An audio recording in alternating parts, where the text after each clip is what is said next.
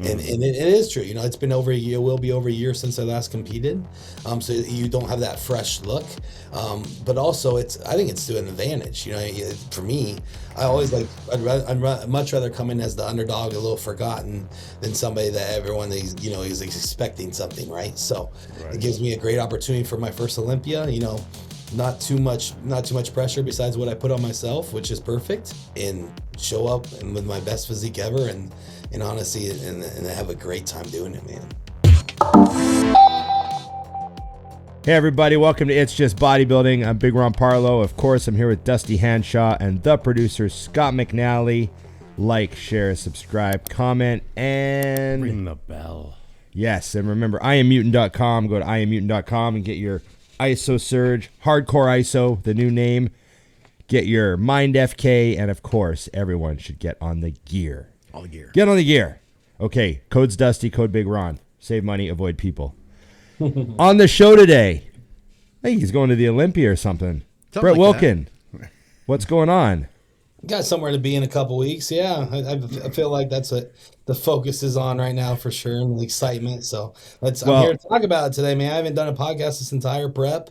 It's been a busy one with a move and stuff. We can talk about it a little bit, but Scott hit me up last week. I was like, it's time I pop on and talk bodybuilding, because I still like to do this when I can, and especially with you guys. So I'm happy to be here today. Well, we have brought your name up several times on the show. Yeah. Like I wonder if your ears are, ears are hearing it, because, we did an episode a little while ago. Me and Scott talked about people you should be following, right? Yes. And you were on the list, for training content, and your name comes up a lot. And then we had Hunter on last week, and he mentioned that, he said, wow, with Brett and Martin eating weights every day, there's something going, like he made a comment about you guys training your ass off and, killing it in the gym, and everyone's got their eye on what you're doing, and it's very motivating content. So if all for just that, thank you.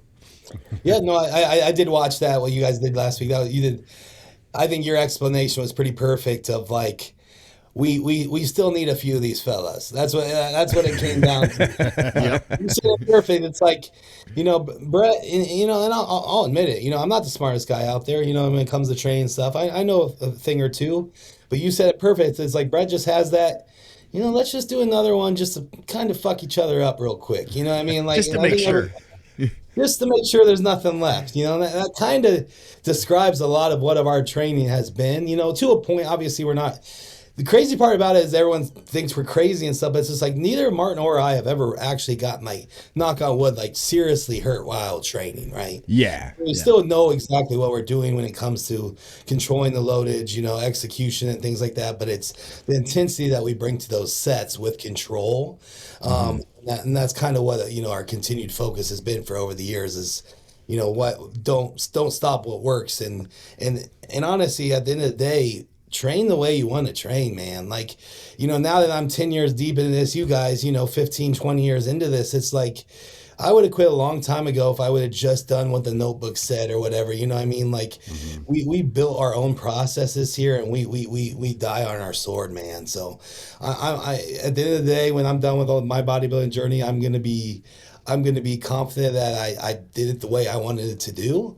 And that's, train the way I want to do, set the right examples to everybody out there that, the hard work does work, and you can grow that way.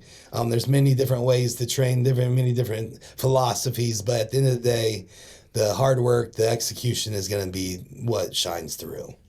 Yeah. And you guys, like, you never, you're just trying to be a great bodybuilder, right? You're just trying to be the best bodybuilder you can. And you some guys have a reputation for, this or that, but how do you feel about, like, you're like, oh, I'm one of the, like, my reputation is killing it in the gym. Like, that's that's something I think we all wanted that. And, you can't give that reputation to yourself. That reputation follows you around. So how do you feel about that? Just being one of those guys where people really respect your training and your efforts, and that's why people follow you, and you kind of found yourself here. Yeah, I mean, like, if you think about it, if you can't be the best bodybuilder in the world, like, You might as well be the best bodybuilder's favorite bodybuilder, right?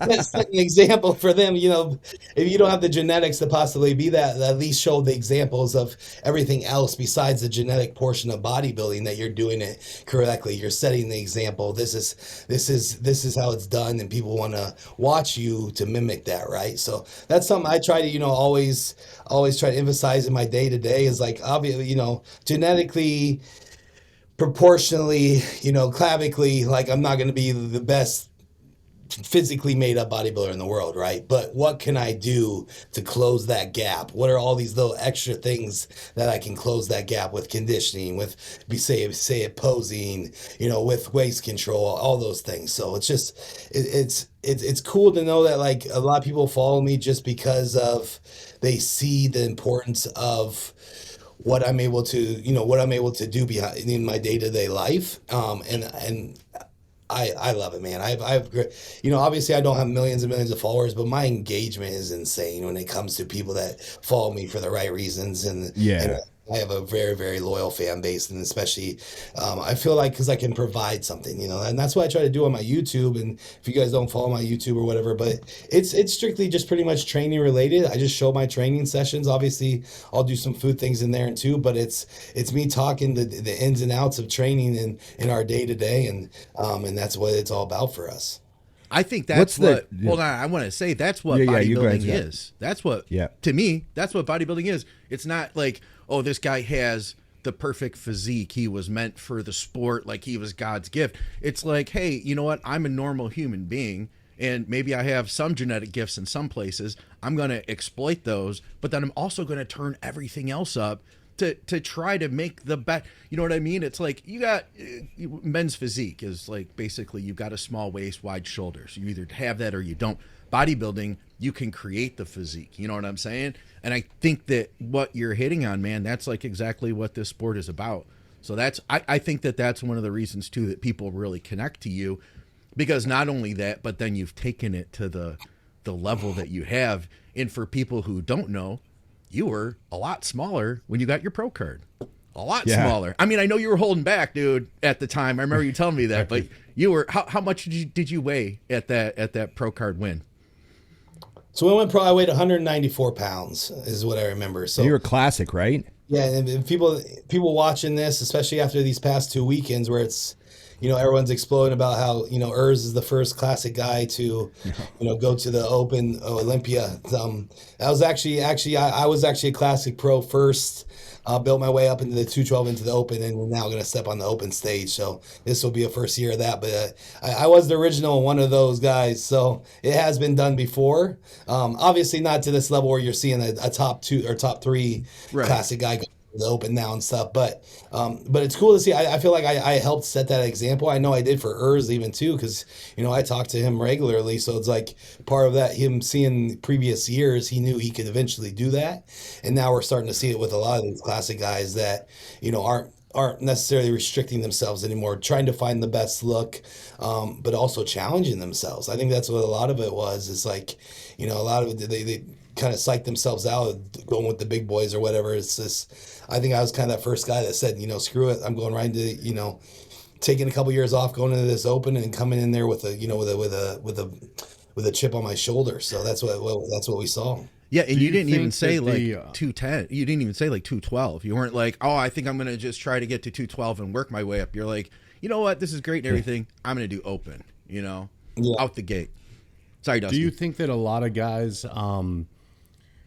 have kind of, I mean, when I think of bodybuilding, when I got started, especially as someone with more average genetics, it was always just about more, being a little better, a little bigger, a little harder, whatever it is. And I feel like that's the spot where some of these guys are kind of getting hedged off, is they hit that weight cap and you're not really bodybuilding anymore. You're body maintaining. And we all know that the body wants to creep its way up just from training and everything else. And I think that's kind of what happened with Urs, is his body was no longer small enough to be a classic guy. He was just making it happen. So the dip was enormous. I mean, there's a big difference between being at the top of the weight class because you squeezed in versus being at the top of the weight class because you had to basically eat nothing and not train to get down. You know what I mean? Deplete yourself completely. Two looks are completely different at that point. I'm hoping, primarily because I'm retired and I don't have to worry about more guys beating me, that some of these other guys jump in, because if I was like a top 20 guy at the pro levels, I'd be like, please keep the classic guys in classic.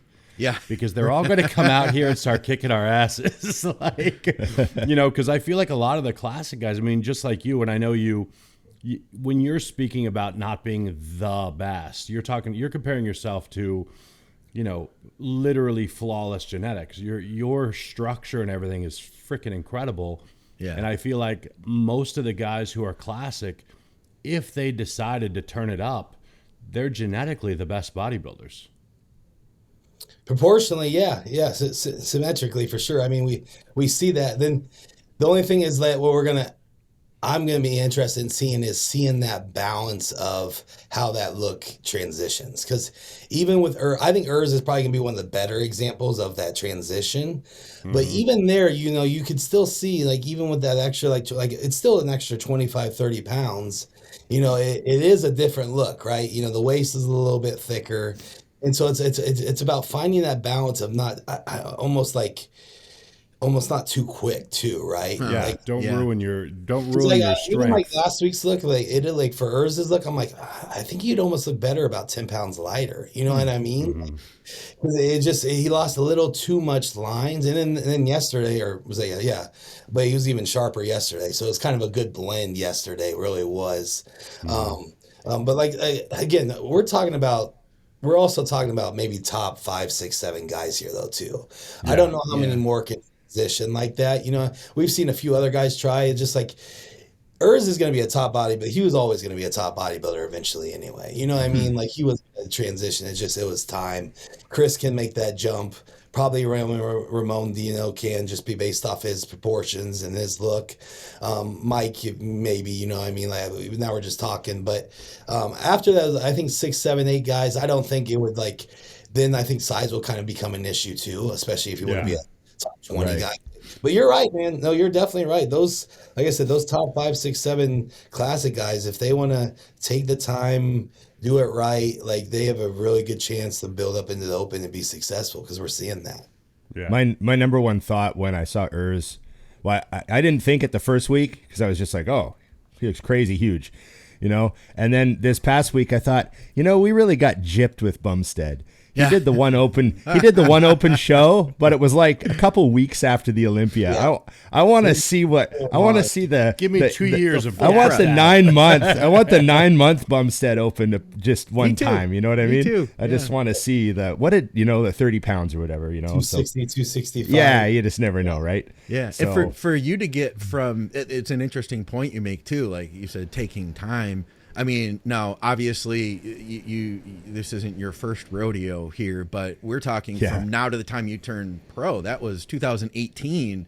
So you did take your time in actually building that physique and filling it out. I think you have a point, because I've seen that. We've all seen that. We tell guys, like, don't push too hard, you know, blow your midsection out, stuff like that. So, you know, I could definitely echo where you're coming from with that.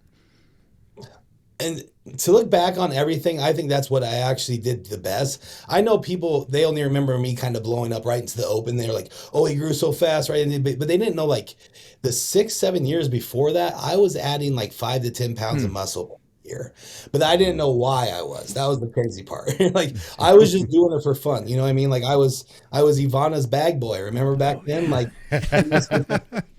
being at the Olympias, I was just holding her bags, training with John Meadows on the side, you know, just like she'd be at the hotel getting ready for the show. Me and John would be training, like, and I was always just behind the scenes, but I was in it, man. You know what I mean? I kept to myself. I had my own goals, but learning like I from said, John. went from like 190, you know, when I met Yvonne, I was 175, then a year later, 185, then I was 195, then I was, you know, then about 5 years later, then it was, you know, everything started clicking, right? And I just haven't stopped. It's been that same trajectory here over the last 10 years. You know, that's funny, because you just reminded me, and I did mention this the other week. I remember the first time that I talked with you, the first time I interviewed with you. It was one of your first, I mean, like that was when you were kind of first getting started too. Remember? I'd been at it for a little while, few years, Yeah. but yeah, it was Well, definitely earlier on. Sure, But yeah. after that conversation, I talked to John and Scott both, and they had said that boy destroyed us on legs. They said that he's strong on legs, man. It kind of cracked me up because that was the first impression I had of you through someone else's perspective, is that John Meadows and Scott Stevenson said that you smoked them on legs. What was it like, training with John? I got to ask you, because that's one thing I never got a chance to train with him. Part of it is I was just naive too, where it's just like, I didn't have my examples were what I saw online, man. Watching Branch Warren, Johnny Jackson, watching these sessions. So like that's all I knew. So like when I got the when I had those opportunities to train with John, with Scott Stevenson and everyone, man, I would go in there and I was in, bro. I was full in. And that was just cool. And then I would light the fire under him. So I know exactly what you're talking about, because we ended up doing like some safety squat bar squats that day. And I think it was the first time that we ever really like squatted together. And then like John put like 3 plates on, did a set. I did it, and he kind of looks at me like, he did 12 too, right? Put the quarter on, we did 365, I did as many as he did. He starts getting a little worked up, like he kind of gets a little flustered. I don't know if you guys ever seen John like that, but it was like one of the first times I've ever seen that. So he throws 405 on there, and me and him just start going back and forth with each other. And Scott's laughing, and I'm just letting him go, me go, him go, me go, and I think that was a big step of it, like obviously earning his respect, but also showing, shit, there's something special about this dude. And after that, like he really he definitely bought into me. And then also, I know you guys remember this, but when I went and ended up doing my open debut, and it was in Atlanta that year. Supposed to be Chicago, but remember he was there, and then like a week later he did a video saying how bodybuilding's in the best spot, how he really enjoyed watching me and Hunter battle it out and stuff, and then like a few days later is when he passed, But it was like it almost lit another fire under him, and like we literally had just started that day. It was like, hey, I need to bring up my arm, I have post show. So he was going to start training me again and everything. And then obviously that happened, but I had just such great experiences. And then everything that I've made, my philosophies on training, everything that I do has a big root and stem from John Meadows. So I know we all have that in this group, but it's such a great man for all of us, for sure. Yeah. I wanted to ask you, speaking of Meadows and all that, we talk about training partners a lot on this show, and obviously we talk about you and Martin eating weights and all that, but what else is there to your relationship with Martin that when you train the way you guys do? I mean, I've had training partners, I've had a small number of them that were like years and years long each, right? And there's only certain people you can do that with. You have to have a connection with someone to train with them for 4 or 5 years straight. What's the relationship with Martin like? You guys just click perfectly with, being same time of day and all that. Always, it just works out good. Like, what makes you guys a great pair? Yeah, I think at this point, now being 6 years deep into this, it's just like it's the system that works. That's what Like, we're at a point where we you don't even. I mean, we do obviously, but we don't need to talk to each other. Like, no. You just walk in. We're not even really friends. I don't even know his wife's name.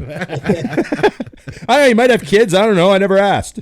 Just kind of grunt, and when it matters how he's feeling on the day, we might just grunt at each other. But the thing is, like, we know what we need to get done, and like, we've been training together so long, like we know what we might not know the exact exercise, but we know the sequence it needs to be. And so we just, it just flows, man. So also with that is like the mental side of things, we've created such a good relationship in regards to like mentally being close, and obviously knowing each other and what they're dealing with and things like that. So it's like it's good to have that person, especially another male figure that you can bounce things off of, especially on these reps, man. A lot of people get lost in these, you know, and it's a benefit to have a good training partner. Not only obviously for the physical side of things, the push through these sessions, they're really hard, energy's lows, but also on the mental side of things, man. I don't think it doesn't get talked enough about, but just the mental tranquility, the hardships that go into, you know, managing everything mental prep. So having a person that you can bounce things off of, you can use, you can resource, it helps a lot as well. And then at the end of the day, just soaking this process in with one of your best friends, you can't beat it. You know what I mean? Like, think about all the fun you guys have had training together over the years, and we get to do that leading into an Olympia, man. Something we've been talking about for 6-7 years, and we get to go up in there and do it together. So I've really used this prep. And a lot of this is just having a daughter now too, as you guys know, is like I've really been able to slow down and enjoy moments more, especially on preps. So you can probably tell it from my social media and stuff. It's just been extremely, you know, obviously team oriented with the people around me, obviously extremely family oriented, and then just including everybody in it too. When it comes to you and Martin training together, is there anything that you do differently or separately? Like, does he ever come in to do extra biceps, or do you have a day where you don't actually train together because you're doing some extra hams and he's got some like, is it just straight across the board? You guys are like locked in. What's the actual, you know, ins and outs? For sure. I would say more so in the past, like it was like we did everything. Now as we advance, and obviously we have different weak points, strong points. There are things that we will separate on stuff. So like obviously looking at Martin, like he doesn't need a shoulder press because he has some of the biggest fucking shoulders I've ever seen, right? So it's just like when we do push, like towards the end of push, like we'll do chest and shoulders together.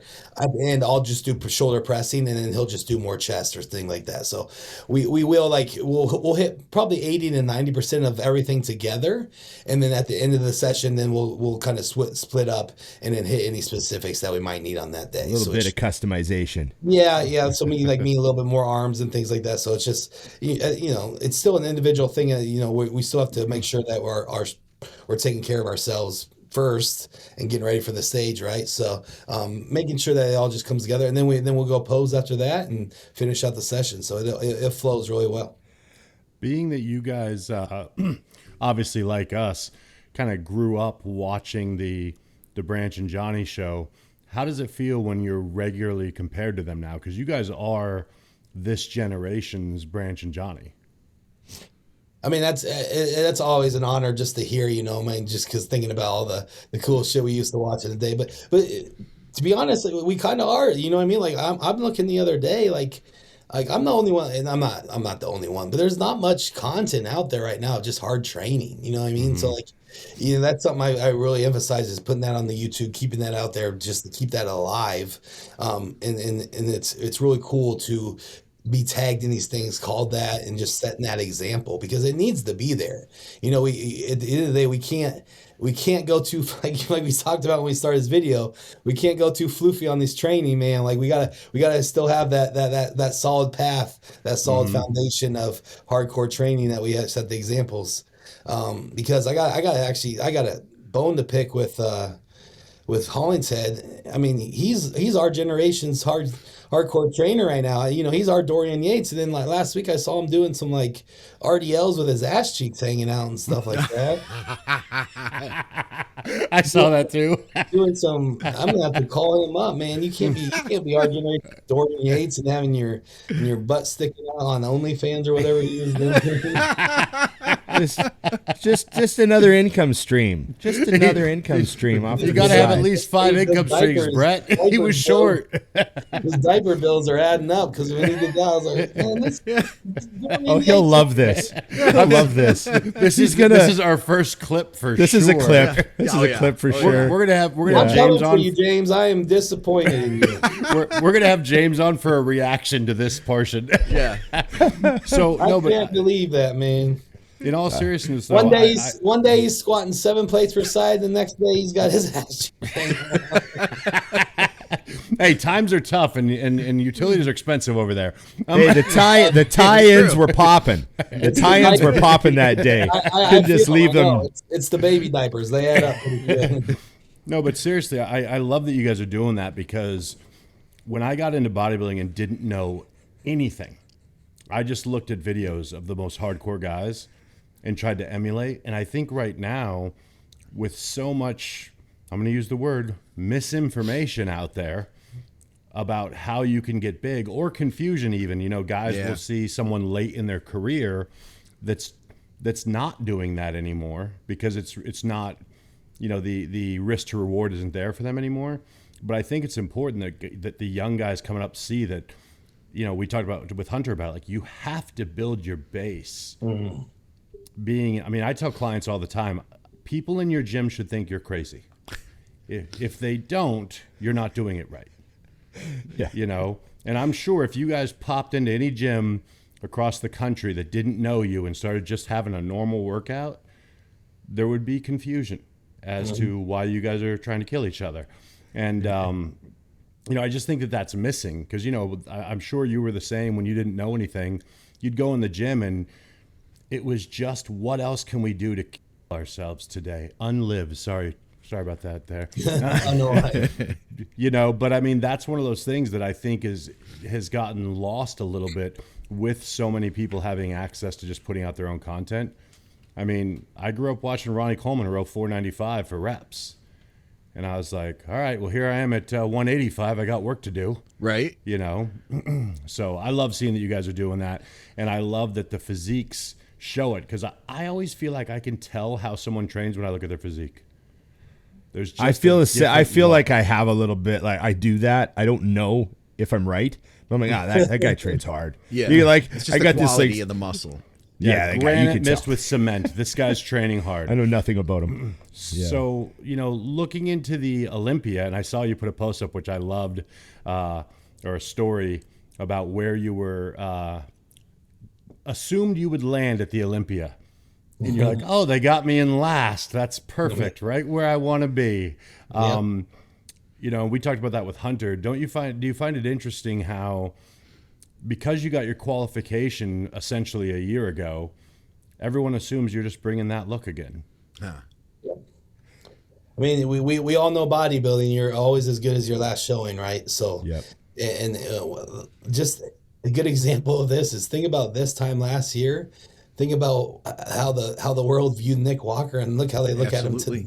Yep. What I mean? Right now he's done Mr. Olympia here in 3 weeks, and last year he was written off and he was going to be retired, and you know what I mean? So it's just the exact example I was thinking of, man. Everybody was saying that. For reinventing himself, staying true to himself, getting the work done, and just doing the shit. You know what I mean? Like, props to him. I talked to him actually a couple weeks ago, and I gave him props for that. Like, you were written off, bro. Like, you like, the whole world had you off, and you just kept knocking on the door. But that's bodybuilding. So as long as you continue to believe in yourself, and like I said, and I'm in such a good headspace. Like I said, I don't really truly value people's opinions on the internet, and it is true. It's been over a year, will be over a year since I last competed. So you don't have that fresh look. But also I think it's to an advantage. For me, I always I'd much rather come in as the underdog, a little forgotten, than somebody that everyone is expecting something, right? So it gives me a great opportunity for my first Olympia. Not too much pressure besides what I put on myself, which is perfect. And then and show up and with my best physique ever, and honestly, and I have a great time doing it, man. I told the guys last week, for all of those reasons, that's why you're my dark horse. Is just the perceived notion of, well, we already know what he looks like, but that was quite some time ago. So mark my words, guys. Well, it's kind of like Martin last year. I mean, everyone knew Martin was good, but no one expected what he did. I mean, Martin's been great for a long time, but I'll be the first to say I wasn't like, oh, top 5. No. Yeah. I mean, I'd love to lie and say I had him. No, I got him in 4th, 6 weeks out. But I was like, yeah, that's there's just too many people to leapfrog for that to be possible in the time frame. So I think that that's an exciting thing going in. And I also love that you guys get it's a little throwback to like the Cormier Wheeler thing where you've got two guys who are at the same. I mean, you guys are at the same level. I know you need to mark that at the Olympia stage, but you are, which makes you both better. I mean, you're essentially competing with a close friend that's also very close competition, and that only makes both of you better. Yeah. And that's something I got to remind myself sometimes. Like, even when we get so caught up in like we're like posing after a session, and obviously he has some really strong shots and stuff, and obviously I do over him on some too. But it's just like you catch yourself looking, you're like, God damn, you're like, oh shit, yeah, he was 4th in the world last year. I got to remember that. That's not my shot right there, But just like, that's the awesome part is like.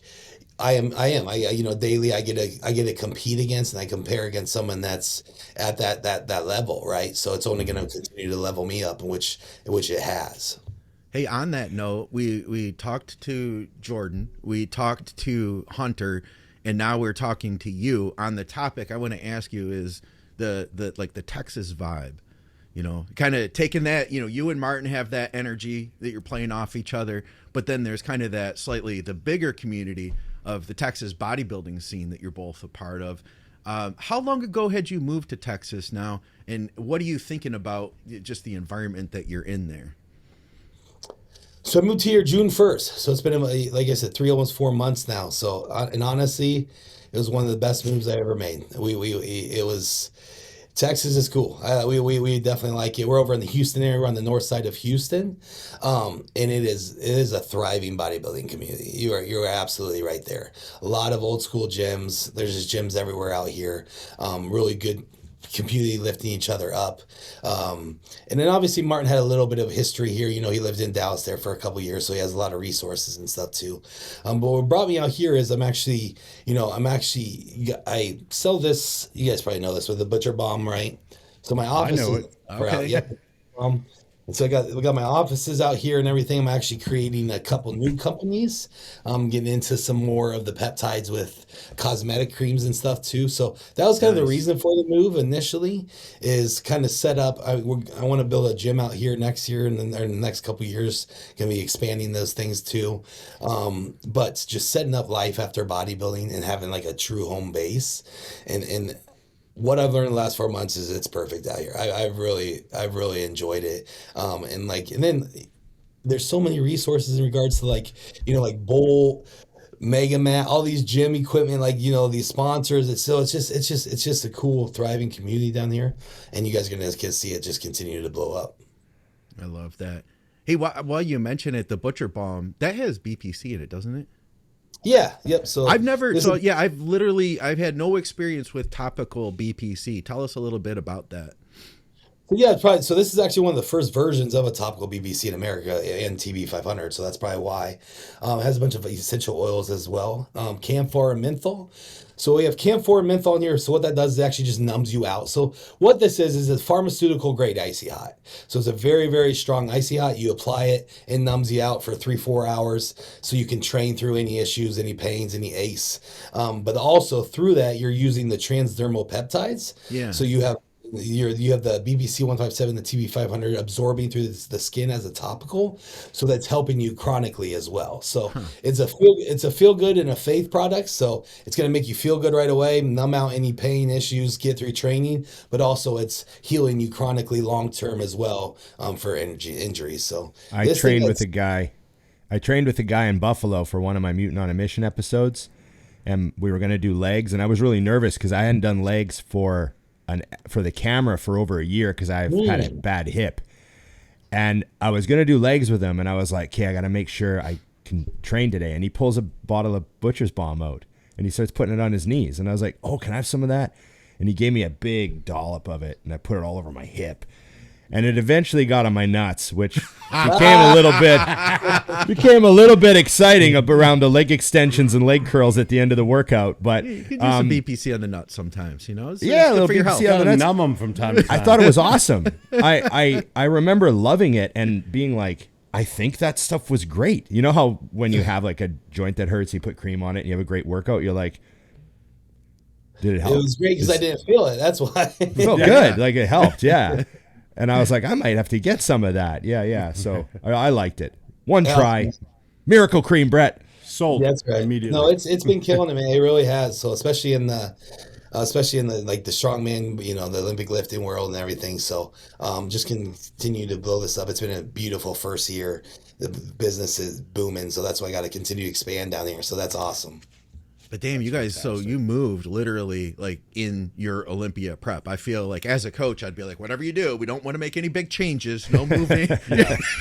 Yeah, you were dieting already, right? It was like I said, it was about 14 weeks out. So I set it up Okay. right before it really started. So Okay. right when I landed, it was full go after that. So yeah, drove the U-Haul 27 hours, drove the whole way, and then ended up drove the U-Haul the whole way, did not stop, and then ended up when I finally got to the final destination, pulled in the front yard. I guess it had been raining all day, and got the fucking U-Haul stuck in the front yard. Oh, That's how the night ended at 2 a.m. So I just turned it off and went in and figured it out in the morning. that's tomorrow's problems. Yeah. Yeah, exactly. I wanted to ask you about your mental side of the prep and how you keep yourself zoned and balanced out, and home life, and you got the kid now and all that stuff. So you're not the type of guy that is letting outside stuff get into your head, and you're good at that. So how do you manage that stuff, and what do you do to kind of keep your mind calm? And do you have any prep habits that you do every day, or anything that you're doing to just stay insulated and zoned and all that sort of stuff? Yeah, I mean, definitely more so. I would say I think I'm good now, right? So like talking here now, this has been a beautiful prep. Hasn't always been like that, you know what I mean? So as you guys know, but probably the listeners, I actually had to pull out of the 2023 Mr. Olympia. So I was qualified for the 2023 Mr. Olympia, and about 6 weeks out, I don't remember exactly, 5-6 weeks out, I actually had to pull out due to a few different issues. Main issues were digestive issues. I wasn't absorbing all my food. My GI was gone, man. I had, once I got the GI map done, I had to take all these different types of probiotics just to rebuild my gut. And it was a tough process. But also with that, part of what I learned was like just at that time, that was like right after we had our daughter, right? And then obviously getting ready for Olympia. So I was putting a lot of pressure, obviously, on being a new father, handling, the no sleep, whatever comes with that, everything, just balancing hormones and life in general. And then also getting ready for my first Olympia, which, had hype and stuff too. So obviously that did affect me mentally, especially when I had to pull out due to the digestive issues. Yeah. Went down a spiral of depression, man. I'm not gonna get into really super, super deep because it's not gonna be that crazy of a story, but more so what it was is like, it is. I put me in a depressive state. I had to take some time off away from bodybuilding and realize really what I wanted to do moving forward, and how I was going to come back from this and attack it. So obviously I had to fix everything with the gut first. That was about a 4 or 5 months process. But also, like I said, that depressive state, handling that too, and that was something totally new with me because I had never dealt with depression in my life. So like I was catching myself like listening to dark music, things like that. And it was just a really new experience for me. So it took me, like I said, that was the end of 2023. I had to man up. I had to make some decisions to myself. I had to look at myself in the mirror and say, like, what do I do now? And then the only thing I know what to do is I have to fucking pull up my britches and let's get to work, right? That's the only way out of this is my way out of it. So that's when I spent all 24 last year. Started January 1st, I think it was, got ready for that Legion Sports Fest, which was in August. And came, like I said, I got all the way down to like 225, 230 pounds, built all the way back up to 285, came down for the show, and then ended up winning that show. So that was one of the more like challenging aspects of, when it comes to my bodybuilding journey in general, is like I said, coming back from that, experiencing those things, and then triumphing, and then getting to this point. So what I'm saying with that is just handling all those up and downs.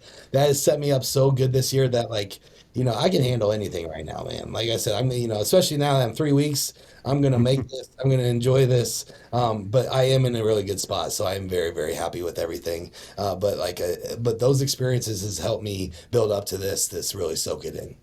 Do you, when you look at your your life outside of the bodybuilding. And this is something I know you've dealt with a lot of guys coming up, girls coming up, where they let their life outside of bodybuilding fall apart because they're bodybuilding. You know, whether it be their home life, their business life, whatever that may be. How do you manage that so well? And what advice do you have? Because I'm sure it wasn't always easy to do all of it, especially as a new father and all that stuff. I mean, you had a whole new kink thrown into the mix of a very selfish game.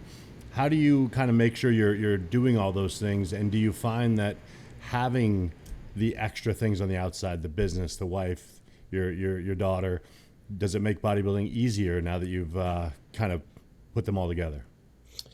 I think now, yeah, especially now that it's been about a couple years and have found that balance, especially the communication aspect with your significant other. And then, of course, I have to say, just having such a good relationship with my wife, Yvonne, obviously, mother of my child, and how we can communicate and set up things for the daughter and everything. But I do a really good job, man. Like, I've gotten really good at time management, especially with the child. So it's like, hey, I have 2 hours in the gym. I am maximizing my 2 hours, right? There's a little bit less talking, a little maybe a less warm up set, a little less bullshit, and like, I only have a certain amount of time because I need to go spend time with my daughter, or I need to go, I need to go help my wife because she needs time to go do something. So I've really been able to, like, when I get up in the morning, it's not, taking your time to drink the coffee. It's just like, hey, let's get out there, let's get to work, right? In the training, get to work. But also, those evenings when I'm not, when we're relaxing and stuff, I don't spend too much time like sort of putting too much more bodybuilding in my head. And what I mean by that is, like, I'm not watching too much extracurriculars, like just YouTube all night of YouTube. I'm trying to actually zone out for a while. Like each day there should be more family things. Like you said, I'm also a big sports fan, so I watch a lot of football. Something me and Yvonne enjoy to do. We got the little Millie's enjoying it now too. She yells football. So we have our little things. We live right now out here in Texas. We're actually on we're staying at my buddy's property. And we have like 4 acres out there. So we have 4-wheelers. I have a pond. Hell yeah. We do bonfires. So we spend a lot of time outside. So it's just, I think it's also part of just maturing too. You guys all know this. Like I said, when we were in our 20s, it was hard to get your head off of bodybuilding, right? Yeah, let's not talk about that. Saying it's not hard anymore. I mean, it's still hard. I mean, I'm 36, and that's all I'm thinking about all day. But I'm able to manage it better, right? And realize that there are more, there are relationships here in the next 40 years that I need to continue to build up and stuff. So I just feel right now I'm in that perfect balance spot of, half my time is full on bodybuilding, half is family, and I love where I'm at right now. I got to ask you about football. Yes. I spend Saturday and Sunday watching football. Go ahead.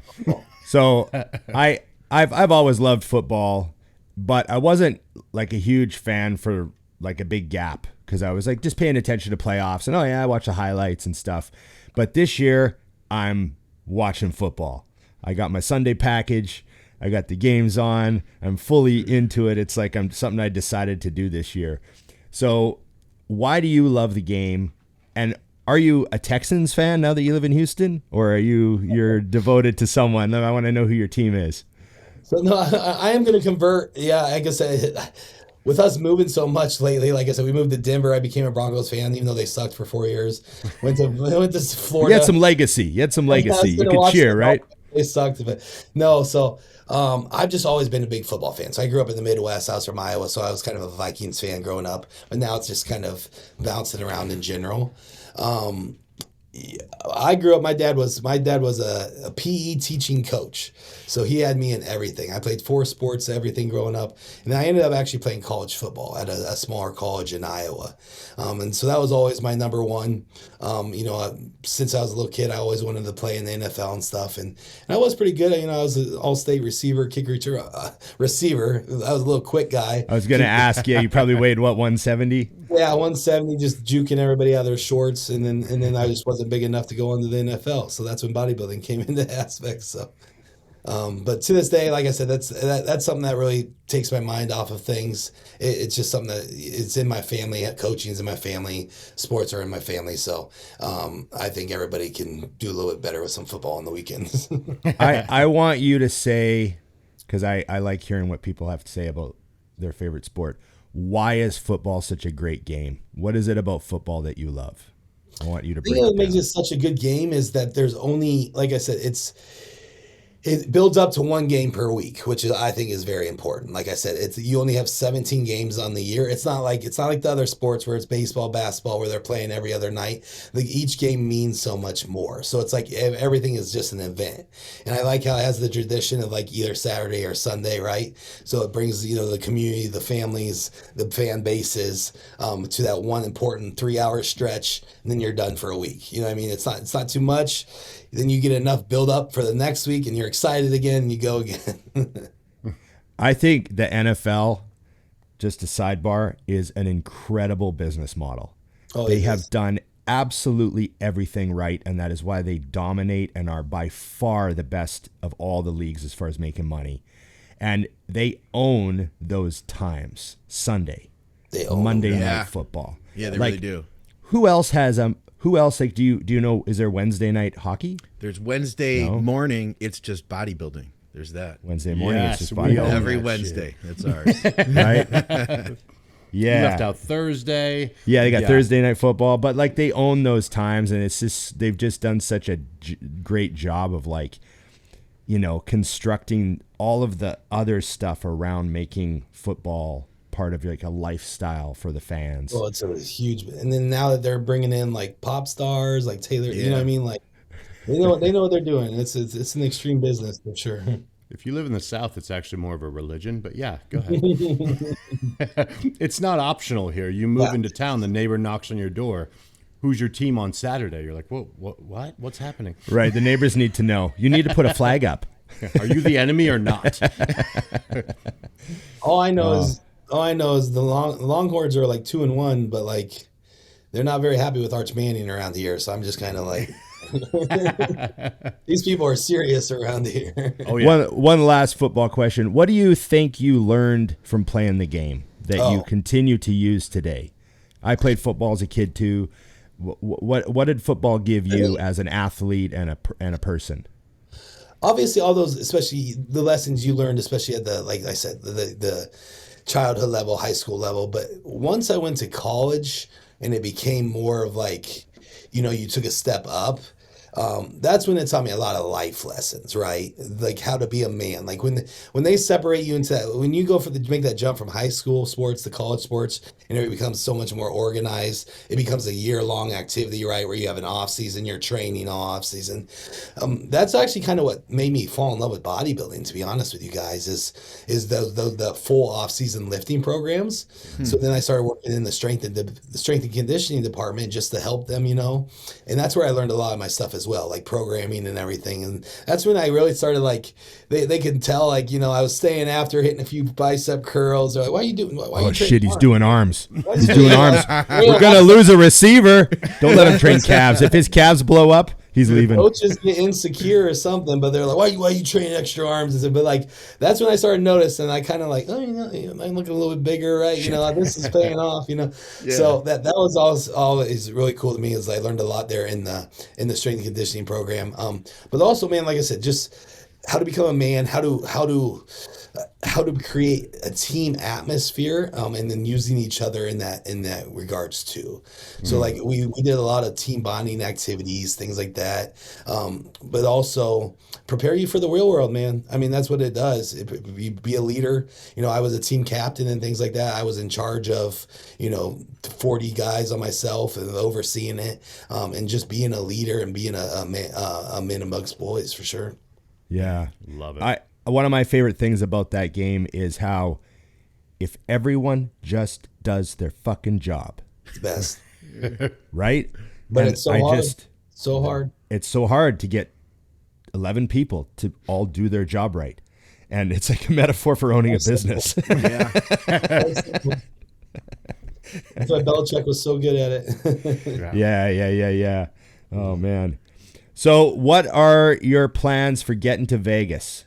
Let's talk Vegas, about the O. baby. It's coming up. When do you go? I'm heading in. I'm flying in the Sunday before. So going Sunday through Monday. All So right. going to spend the whole week out there. I just especially with the drier climate. I'm in Houston now, so it's I mean, I was in Florida before this, so it's very humid. So we definitely need a little bit extra time to adjust just to get, like I said, just the climate and humidity is way less out there. And also just enjoy the week, man. Feel like there's a new gym popping up in Vegas every time I look. Are you going to hit more than one gym, or are you going to just lock down somewhere for 4 or 5 days? I think I'm gonna definitely hit a couple gyms. I'm gonna try out that new tech gym that just opened up. We're staying on that south side of the strip there, so that's kind of where all the gyms are. So be bouncing around, make a full week of it. Have some fun. That's cool. Okay, that's okay. cool. And I know that you like you said, you have your day scheduled. You made this time for us, but we're catching you before you train today. What's the workout plans for today? Back workout. It's a big one. Back, yeah. I took yesterday. I've been trying to take Sundays off, which has been awesome because we found a nice local church the day of Sabbath. So, nice. This past week I think I went Monday through Saturday, trained all the way through, and then yesterday it hit me, man. I was feeling it yesterday. So it was a Sunday church day, and I laid on the couch for about 12 hours yesterday. What will you guys do today for back? People are going to want to know. Yep. I know right away my training partners go, you didn't ask them what their workout's going to be. No, yeah, so you got to hit all the angles of the back, right? So we got to blow it up first. We got to get wide, and we got to get blood in the muscles. So we're going to train at a gym called Texas Iron Republic today. So this is kind of a little bit more old school equipment. That's why we've been liking it. But they got the old Nautilus pullover, this one? Yeah. Oh, yeah. Gonna start with that, get them lats warmed up, right? You got to make that sound too. It does. The chain makes that sound. Yeah. Then they got these a couple other old pieces. I don't know if you guys have heard of Flight, FLITE. Dude, I've got one. The old pre-core plate loaded stuff. I've got one 10 feet away from me right now, man. There's 2 back machines in there called these flight pieces. I've never even seen before. We love it. Kind of like comes in and like tucks in, the circular movement ones. They're all circular movement. Right, that's a pre-core plate loaded, right? Is it plate loaded? Yes. Yep. Yeah, I think Precor makes the flight line, but that's old plate loaded. I've got the chest machine. It's converging and it's heavy as hell. It is beautiful. Yeah. It feels really nice. Is it that incline one, Scott? It's there and it's back. I got to look more into it. That's I've got mine's the flat. I could have bought either of them. I went with the flat, but you can incline the bench a little bit, so it's good. I like the flat feeling better. All right, so we get into that next. You got the flight machine next. Yeah, flight machine. The pull downs on the flight, and then we're gonna do some single arm rows, some isolation rows there, and then we have the new. That gym got that new Mega Mass, that T-bar row. Have you guys seen that one? Yeah, it's the one where you're kind of standing on the floor, but your chest supported. It's chest where you're standing over and it just drives. Yeah, and it's on rails, right? Yeah, it's on a track. It's very nice. So the one on the bearings, right? It's got the linear bearings. Yep. Yeah. Yep. So we run that, and then we got a nice Strive, an old Prime piece of it's a Strive now. Just a row machine there that will go for upper back. Okay. And then we'll finish with some lower. There's some bent overs there. Okay. Nice. Okay. Nice. Gonna need a nap. It sounds easy on paper. You know what I mean? Like some pullovers, a few pull downs, get a pump. Yeah. Talk to some girls, lean on some machines. We'll end up being in there for about 2.5 hours yelling at each other. That's what friends are for. That's right. That's awesome, Hell man. What do you think is something that people waste their time thinking about while they're training, worrying about? Like, are you guys looking at the clock between sets, or are you just resting till your breath is good? Or are you like, is there anything that you don't do that people say you're supposed to do, or you just? I can honestly say in 15 years of training, like I've never once timed my rest periods in between my sets ever in my life. And I never will either. You know what I mean? Like if you don't have that internal clock, or if you don't just have that motivation of what you need to do, you don't need a clock to tell you that, you know what I mean? So that's something I think people time up a little bit too much. It should be more focused on the intent and the effort into the set instead of your exact rest period, I think some people worry too much about like EAA timing and BCAA timing. Have you ever seen people like that? That just like, they're like, it's like 3:15. I got to go get my 15 grams of EAAs into this minute and stuff. Yeah. I was with one guy. I was actually with a guy over so when I was competing over in Spain, And he was actually kind of driving me around, and like he was getting coached by Patrick Tour. And I'm like, Patrick Tour's plan, it was like have 6 grams of EAAs at 2:17 p.m. You know, and, it's the first time I've ever seen any of like Patrick Tour stuff. You know what I mean? Like this is literally what the plan said. So we're like driving, and like I think he was taking me to the gym or something. You know, I'm a couple days out. I'm just zombied out. He like pulls over on the side of the road and like starts making like a drink. And I'm like, what are you doing, man? And he's just like, oh, I got to take my EAs right now. It's 2:17, you know? And I'm like, oh, we're 12 minutes from the gym. Can't you just drink it and get to the gym? He's like, no, it has to go right now. And I'm just like, no. Your body knows what time it is for sure.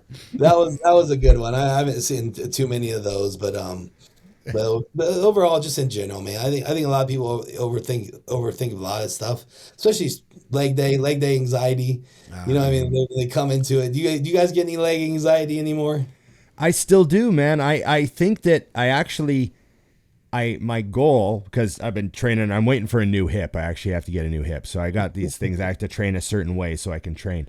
But I try to do at least a set every leg workout that gives me anxiety, because that is like, I feel like I'm not a bodybuilder anymore if I let that go. Like that's the last, like I'm clinging to a rope, just hanging on to be attached to what I love. And if I don't have an anxiety set on leg day, like a set of hacks or something that gets me, oh, fuck. If I don't have that, I don't know. I feel like I would be letting go of a part of me. You see that little like drift CNS, away, like you see that little CNS tab. You're like, yeah. You know, make sure I still got it. Yeah. I don't want it to just drift away on me, you know? Yeah, I think that's when you know you're in the middle of it, is when the night before you start going, oh, that's tomorrow. Yeah. But you're looking forward to it. It's not a bad thing, but you just know tomorrow me and my friends are going to kick the shit out of each other. Yeah. And it's going to be horrible, and we're so excited. I've told this story on the show many times, but Brett, you might love this. I went through a phase, very specific time. It was it was 2000. I was getting ready for my first nationals, and it was the off season, so I wasn't dieting yet. But it was like my first nationals. I was training as mental as you could imagine a young kid in the year 2000. You know, watching Ronnie videos and just myself. And I was puking after leg day, and I just thought, man, I just every single time I train legs, I throw up. And you know, people were telling me we were training too hard or you're doing something wrong. And I was like, well, shit, I'm eating like an hour and a half before and I'm hydrated. But I was throwing up on leg day. And then I started puking before my leg workout. Oh God, that's not good. I'm not a doctor or anything, but that's not good. And my best friend, who was also my training partner, he's like, what do you think's causing that? And I'm like, oh man, I don't know. And then I realized I was just getting myself so fucking anxious for legs. Like I was doing it to myself. I was putting so much pressure on myself, and just, you know, back then we're using the 2.5 pound plates to progress every week. You know, you're looking in I had it all logged out, and I had to like try to calm myself down, because I threw up before my leg workout for like weeks. And I realized it was all here. I was just like driving myself over a cliff with anxiety. And it was insane. Looking back on it, I'm like, I don't know what I would have to do now to just make myself vomit. Like, how stressed out was I? I'm glad you said that, because I think that's more common than you think. Like I experienced that. I've thrown up a few times overthinking the leg workout in the past. Oh. It's been a while, but it definitely like, you know, it was one of those sessions where it's like, I got to hit these numbers today, and, you know, and then like I end up puking, and I was like, well, fuck, now I can't train because I puked all my food. Yeah, this is not going to help me hit those numbers. This ain't going to help me at all. But no, I think that's more common than you actually think, but it also like, it just shows, but it also shows how fucking important this is to us, right? Yep. Yeah. It really does, man. Like you know, if people listen to this, I've never listened to a bodybuilding podcast, and we're sitting here saying that we're throwing up because we're so excited to train legs. You got to be a little twisted, man. Well, where are you at with that now, Brett? Is that like, because you initially, like the topic was like things that you don't do, and you asked us, you're like, do you guys get that? So where do you stand with it now? Because you feel like, you know, it seems like you got like everything's pretty well wired. you're cruising into the Olympia. And obviously, like, when we see your training, man, you're absolutely nuts. But, like, talking to you right now, you're real chill. Yeah. And we did see Martin leaning over the garbage can. Yeah, we did see that. Yeah. Right? I had him going pretty good. Yeah. No, like I said, like with this prep, that hasn't been an issue at all in regards to that. Maybe a little bit earlier in prep when you're further out. Now that you're 3 weeks out, I mean, everyone's going to have those sessions, right? Like, we're still trying to be the best in the world, so you're going to put too much pressure on yourself sometimes. But like, it is about what, like Ron said, is what I started doing. If I feel those feelings again, and like I said, it's been a couple of years since I've done that, but I still felt that again, like driving the gym, like, ooh, I'm like getting a little anxious, just soothing, slowing it down, taking some deep controlled breaths, right? And then reminding yourself what you're working for, right? And take it slow out of the beginning, like a lot of feeder sets to get going, settle down the mood. That's what it usually takes me, is get like the first 20 minutes, get the mind right, and then it'll follow after that. But I was just making sure, because I know you guys are like me, and I knew Ron probably had a little anxious story I wanted to hear. Got it out of him. Well done. Yeah, it's funny. When I was in the heart of it, I actually learned that, because I never trained with headphones. I always had partners, so I was never listening to anything. And I found if I listened to things that were more relaxing instead of pumping up, which was in the gym, it would help. So like before hard sets, I would actually turn on the opposite of what anyone would think, just to kind of like mellow it down and just let my body do the nasty part, take your brain out of it, nothing like a little mermaid to kind of get you going. Yeah. Be like, right. Yeah. Put on the Lion King like JP. Yeah, exactly. Scott, hey Scott, what's your phone number real quick? Oh, I'll give it to you off the air. How about that? I'll text it to you. No, give it to him on the air. We have some wackos listening. What is your social also? That shows What's your password? Yeah. No, I'm going to send you this is actually, we're talking about this, but Yeah. I had a really nice bloody nose set 2 days ago. Oh, great. Yes. We can. I'll get it You from edit you that after in. the show. I'll drop it Right in in. post-production. Post-production's going We're in. sitting there talking about how we're calmer and stuff now, and then you guys are about to see my nose explode. all Calmer, more rational Brett yeah. Wilkin.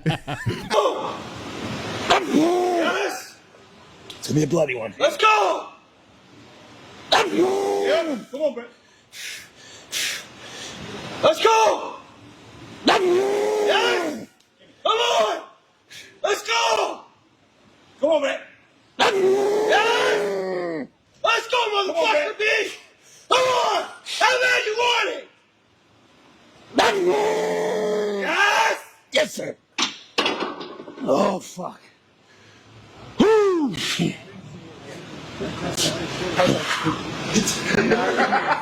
didn't see him on that side. I didn't The one bleeding out of his face in the gym, that calm one. I'm telling you how much more calmer I am now, and then you guys can... I think back to like, I remember like going to the front desk and being like, "Can I have the Windex?" And then spraying the mirror and wiping the blood off the mirror. And I remember doing that, wiping blood off the mirror in front of the squat rack. I did that many times when I was young. I Smearing a little just bit, think, what too. the fuck? First couple wipes and smears, and you gotta keep going. It's kind of coming out your nose, but you got 2 reps left, and then it. Yeah, you just keep going though. I So have the some crazy- videos of that on like deadlifts or wish I bent did, rows, yeah. where it just keeps going, and then you post it, and someone's like, "Is that blood pooling?" You're like, "Yeah, I wasn't done." Like, you can just see this. If you watch closely, you just watch a pool underneath God. of you, keep going, and then you just rack the weight like nothing. I think back to the gym owner. I never filmed it or posted it, so he didn't need to know about it. Yeah, mine goes straight up. I Yeah, know the yeah, owner, yeah. It's fine. Okay, I got some rapid fire stuff before we let you go, Brett. This Real is quick. the. Go ahead. quick. Oh, I yeah. got a gym story since we were talking about blood and stuff in the gym. Perfect. Stay longer. Yes. Yeah. Craziest thing I've seen in the gym with an accident is actually in college football, and it was like a max out day. Max out days in college football. And those football guys are rough too. The form is not And perfect. so our big boy, he was an offensive lineman, and he's actually a world's strongest man now. I gotta think of his name. I'll think of it here. But yeah, that's what he does now. But he was so fucking strong. So we're all, we're behind him. He's doing hang cleans, right? And he's hang cleaning probably 365, 400. I don't know. He's, like I said, he was huge. Yeah. So he does a hang clean, and like you're on a platform, and there's actually a mirror on the wall behind him, right? So he does it, throws the hang clean up, ends up falling back, going into the mirror, falls into the mirror. The mirror shatters behind him. Pieces of glass come down, stick into his traps. They just stick. They just stop in his traps. He's standing, he drops the bar. There's glass sticking out. He brushes it off. There's blood running down his back. And our strength coach comes out and he comes running over. He's like, clean this fucking shit up. But he got the rep. About the blood and the glass and he is about the guy. It was hilarious. But that was badass. Seeing a guy hang clean 400 pounds and then fall into a mirror and then watch the mirror fall into him. How long was this? Like a foot? Was it like a foot long piece of mirror sticking? I'm envisioning like a foot long piece of glass just sticking out of his trap. Yeah, it was a good shard. Like he had to get stitches and everything. It was crazy. But he got the rep is what I want everyone to remember. That's right. I think I've got a sliver. Spencer Remmick's his name. He's the world's strongest man now. Yeah. That's amazing. Oh, okay. Yeah, that was sorry, good. rapid fire. Okay, so there's some rapid fire. These are there's a basic bitch bodybuilding rapid fire, right? This is Starbucks cinnamon latte at Halloween or pumpkin spice. This is basic. Okay. Favorite cheat meal? Peanut butter and jelly burger. Nice choice. I've never had that. I've seen it on the menu. I've never been daring enough to try it. I'm always like, I'll just go with the basic burger, It's unique. It's unique. It's one of those you got to try to believe in it. Doesn't sound like you'd want it. Trust me. No, but it's a good combo. That sounds like saying like chicken oatmeal. Like that's a weird combo. But for Ron, he Worlds doesn't collide. eat anything on his burger either. Yeah. So there is that, Ron doesn't get an opinion on this. Move forward, plain guy. Peanut butter and jelly burger. Well, you get the most original. It's a burger, and they do an egg, and then on the bun it's peanut butter and jelly, and that's all it is. I can't explain why it's good. It's just so fucking good. So it's breakfast and lunch and together. goodness. Together. And a snack. and a snack. They serve It's it with amazing. milk. Just kidding. Milk. Just to really throw me off. A glass of Throw in milk. one more thing. Boom. You can tell I haven't had a cheat meal in 12 weeks. Where would you go for that? Is that like your favorite spot serves that? Is that what that is? Or is that like a secret meal that you make at home? I've made them before. I make my own, but no, usually I would just find a certain restaurant that does it. You can. Dusty goes, you can get those anywhere. I'm like, what do you mean? Any good burger place has a peanut butter and jelly burger. He knows good burgers. Dusty knows what's up. I'm a fat guy. Yeah, okay, yeah, he is. He knows where the mac and cheese and steak is. He knows where the peanut butter and jelly burgers are. There you go. What else does a man need? I will say this. Dusty has never once taken me to a bad restaurant. Facts. I believe that. He's a foodie. You'll like this place. Works every time. Works every day. Okay. Most overhyped exercise. Bullshit. Most overhyped. Why are people doing this? Don't waste your time. Drives me crazy. Just traditional bench press, to be honest with you. I think you can get. I think enough.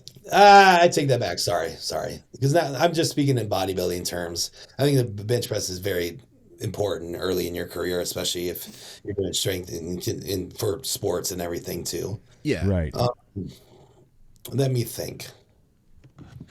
You've stumped him. He's been stumped. He comes back with a philosopher answer. They're all important, and none of them are important. No, for me specifically, I mean, I don't obviously do much specific glute work because I think a lot of that can be hitting your training, right? So in squatting, so I don't need to be doing no glutenator and things like that. You can get all that from your lunges and your glute work like that in general. So I think a lot of that is just played or just people being lazy. They don't want to do the harder exercises. I agree. Right. I feel that way about a couple of things that are really big right now. Most underrated exercise. Most underrated exercise? Man, I've been doing this one lately. it's just like a shoulder press. So like I've been realizing, because I've really been trying to bring up my interior delts, and I've been switching it up from just, instead of just doing your traditional pressing, right? I've been doing kind of a cable press. So I'll get the cable right here and I'll press through this way. I can just truly fully feel my interior delts. I just get in the zone right here and just keep pressing through here. Especially when dieting, coming down, getting in that detail and stuff. But I've been just blowing those up lately, just getting, like I said, like just a cable press right here, getting underneath it and pressing through the delts. Are you using one cable or two cables? Like, what are you doing? One cable. Oh, what are you holding? Like a triangle bar? I just get, an attachment, you may either maybe a little bit longer, but just get really close underneath your chin and just press through right here. Yeah, are you standing? You're standing?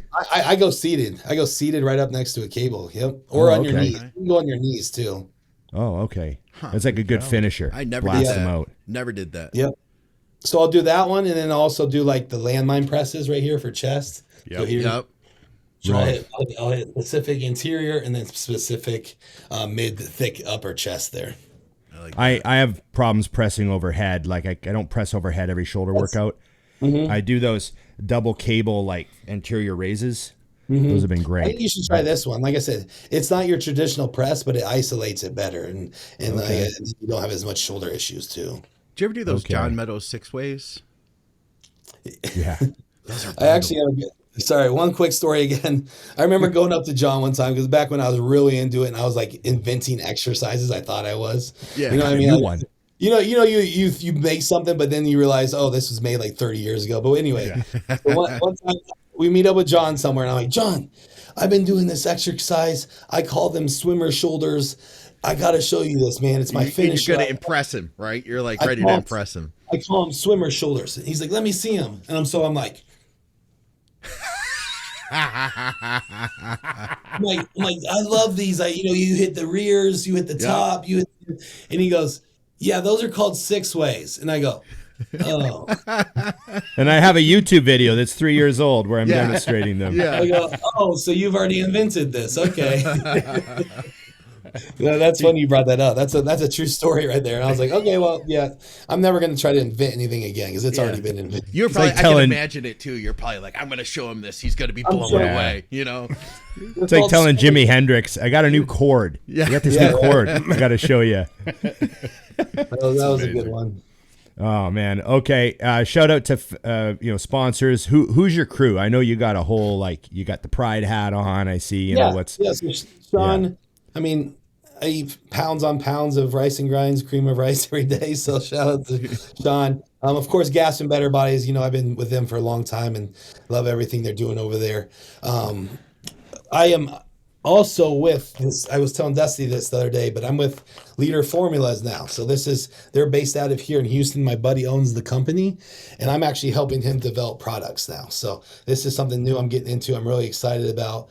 We got a couple pre-workouts already, a couple different pre-workouts and stuff, but I'm going to be in charge of creating a protein ahead as well as an intra workout. I've always wanted to kind of do my own, kind of like an intra MD that John did, you know what I mean? Like, really come up with something that I truly believe in. So this has became a great opportunity for me to branch into the supplement side of the world that I always wanted to do too. So this has been good for me with Leader Formulas, as well as obviously, like I said, Pride Foods, Revive, all my team here. And we're killing it out here, guys. Hell yeah. I love the bodybuilder in business. Yes, sir. Hey, I'm going to throw one more. This is completely off topic. Now, she didn't expect me to ask this, but Victoria has been coming up with some good off topic questions for us. This has nothing to do with anything, but I want to get the answer from all three of you guys. All right. Oh boy. Was 8 Mile a musical?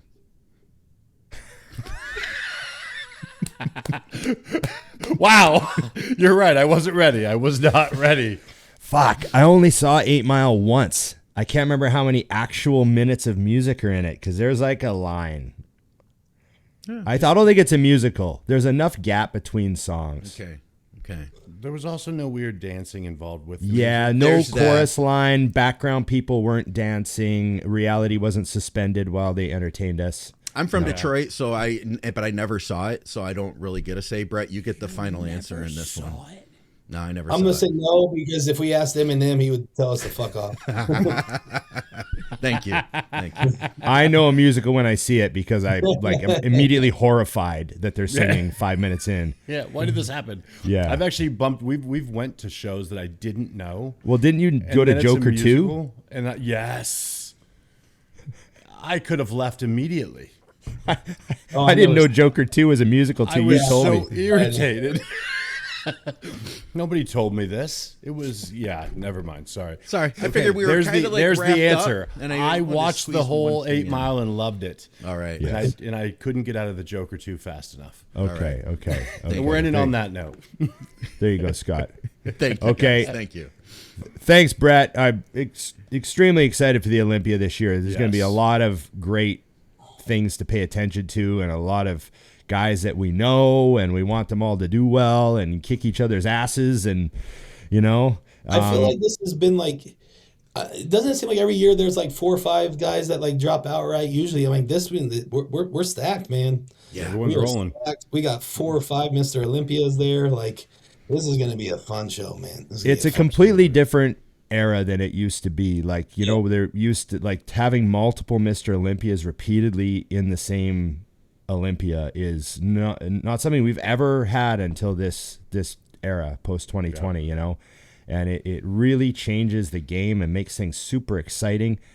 And you know, it must be exciting for all the other guys in the show too, because like, you know, when there's only one defending champion in the show, it's different than when there's like 3 or 4 Mr. Olympias. You're like, I might beat a few Mr. Olympias.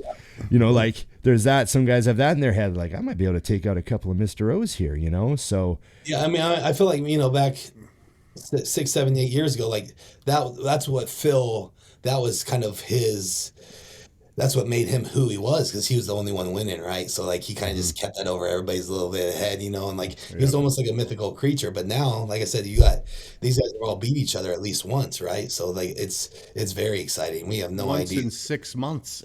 Yeah, right? Yeah. We're swapping all over the place every few months. Totally different game, man. So it's gonna be exciting. I'm excited to see you guys out there. Hopefully run into you and stuff. So yeah. Thanks very much for your time. I mean, you know, we understand where you're at mentally. And like you said, you hadn't done a podcast in a long time. So it's really, you know, really appreciate that you hop on with us and bullshit for I always an love hour doing and 14 minutes. Yeah. Perfect. So good times. Okay. And if I ever come to Houston to check out one of these gyms, I would absolutely make sure it was during the football season. I want to go to a game. So I'll let you know.